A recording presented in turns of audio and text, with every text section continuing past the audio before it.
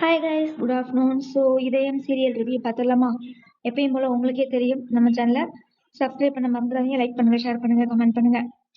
So இதயம் serial review எல்லாம் ஆவலாக எதிர்பார்த்துட்டு இருப்பீங்க. என்ன கைஸ் இந்த சீரியலை பற்றி நம்ம ரிவ்யூ பண்ணுறது? ரிவ்யூ பண்ணி எனக்கு சடிஞ்சு போச்சு கைஸ். சரி பண்ணுவோம், சரியா? எவ்வளவோ பண்ணிட்டோம், பண்ணுவோம், சரியா? என்ன நடக்குது எபிசோடில் வந்து அதான் இந்த ஸ்வீட் கடை ஆரம்பிச்சிருப்பாங்க இல்லையா, A1 கேட்ரிங்கா.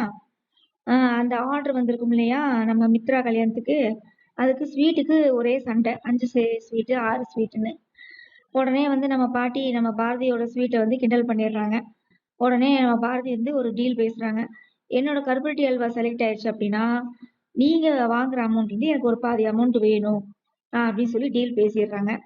உடனே அங்க போய் பார்த்தா நம்ம ஆதி இருக்காருல்ல, ஆதி கருப்பட்டி அல்வா, அதாவது பாரதி செஞ்ச அல்வாவை செலக்ட் பண்ணிடுறாரு. அதுக்கப்புறம் வந்து பார்த்தீங்கன்னா இங்கேயும் வந்து பாரதி கிட்ட வந்து பேசும்போது பாரதி வந்து எனக்கு வந்து ஃபுல் அமௌண்ட் வேணும் அப்படின்றாங்க. சரியா? அதாவது என்ன சொல்றாங்கன்னா, என்னோட கருப்பட்டி அல்வா தானே செலக்ட் ஆச்சு, அப்போ உங்க கான்ட்ராக்டோட மொத்த அமௌண்ட் எனக்கு வேணும் அப்படின்னு சொல்லி பேசுறாங்க. ஸோ சொன்னோன்னே எல்லாருமே ஷாக் ஆகுறாங்க. சொன்னோன்னே சரி ஓகேடா, நம்மளுக்கு வேலையாகணும், ஒரு தடவை தானே கொடுத்துடலாம் அப்படின்னு சொல்லி பேசிட்டு இருக்கேல, எல்லாம் அந்த மாப்பிள்ளையால வந்தது அப்படின்னோடனே, ஏன் அவர் என்ன பண்ணாரு அப்படின்னா, அவர் தான் அல்வாவை தின்னுட்டு அடி போலி அப்படின்னாரு அப்படின்னு சொன்னே ஷாக் ஆயிடுறாங்க பாரதி. அதுக்கப்புறம் இங்க என்ன நடக்குது, தமிழ்ல வந்து சொல்றாங்க, நம்ம அப்பாவை இப்படிதானம்மா எதையாவது ஸ்வீட் செஞ்சுட்டு சாப்பிட்டு அடி போலின்னு சொல்லுவார்லம்மா அப்படின்னு சொன்னோடனே அப்படியே எந்திரிச்சு போயிடுறாங்க. போயிட்டு அங்க போய் பழைய நினைவுகள்லாம், கிச்சன்ல வந்து அவங்க அல்வா கிண்டுவாங்களாமா, இவர் வந்து பின்னாடி வந்து ரொமான்ஸ் பண்ணுவாராமா. எனக்கு தெரிஞ்சு இவங்க 2 பேரும் உண்மையான புருஷன் பொண்டாட்டியா என்னங்கிறது தெரியல. ஓவரா கெமிஸ்ட்ரி எல்லாம் போயிட்டு இருக்குது நாடகத்துல. சரி ஓகேடா. அதுக்கப்புறம் அந்த A1 கேட்டரிங் வச்சு நடத்துறான் இல்லையா, பாரதி வந்து தம்பின்னு கூப்பிடுறாப்புலையா, அவன் வந்து அந்த ஸ்வீட்டை டேஸ்ட் பண்றதுக்காக ஒரு வீட்டுக்கு போவான் இல்லையா, மித்ரா வீட்டுக்கு. அங்க போய் பார்த்தா ஸ்கூல்ல சண்டை போட்டவங்க அங்க வந்து நிப்பா. யாரு? அந்த அப்படின்னு சொல்றவ. அங்க வந்து அதுக்கப்புறம் வந்து பார்த்தா அவன் வந்து கால்லயே விழுந்துருவான். ஐயோ, என்னை இந்த கான்ட்ராக்டை வந்து எப்படியாவது க்ளோஸ் பண்ணிடாதீங்க, இதை வச்சுதான் என் பொழப்பே ஓடுது. நீங்க வந்து இந்த குழந்தைக்கு தங்கச்சிங்க, நீங்களாம் அம்மாவே கிடையாதுங்க. நீங்க வந்து குமரி அது இதுன்னு என்னமோ சொல்றான்.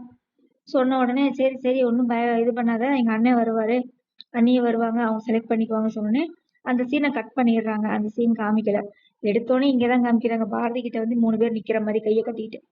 அவ்வளவுதான் கேஸ். இன்னைக்கு ஒன்றும் சுவாரஸ்யமான எபிசோடெல்லாம் இல்லை கேஸ், ஒன்றும் பிரச்சனை இல்லை. எனக்கு தெரிஞ்சு அந்த பொண்ணு வந்து இவனை விரும்ப ஆரம்பிச்சிருச்சுன்னு நினைக்கிறேன்.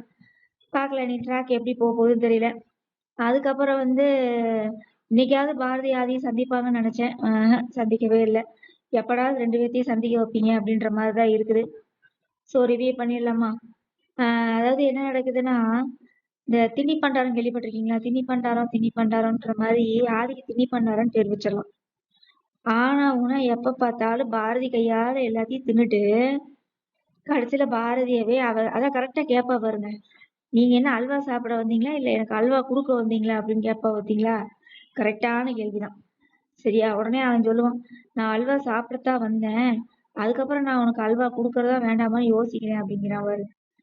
அந்த இதுல கூட ஒரு ட்விஸ்ட் வச்சிருக்காங்க நாடகத்துல. பாரதிக்கு அப்பயே தெரிஞ்சிருக்குது, இவன் நம்மளுக்கு அல்வா கொடுக்க போறான் அப்படின்னு. அப்படிதான் இருக்குது நாடகம். சரிங்களா? ஆமா, அப்படிதான் இருக்குது. ஒண்ணுமில்லாத விஷயத்தை கொண்டு போய் நினைவலைகளை அழைச்சு அம்மா சென்டிமெண்ட்டை கொண்டு வந்து திணிச்சு இருக்க வேண்டியதான் சாமி. அம்மா சென்டிமெண்ட், அப்பா சென்டிமெண்ட், தாத்தா சென்டிமெண்ட், பூட்டன் சென்டிமெண்ட், சரிங்களா? நம்ம முன்னோர்கள் சென்டிமெண்ட் எல்லாம் இருக்க வேண்டியதான். அதனால கட்டின பொண்டாட்டி மாசமா இருக்கால, அதுக்காகவாது கொஞ்சம் இறக்கப்பட்டிருக்கலாம்ல.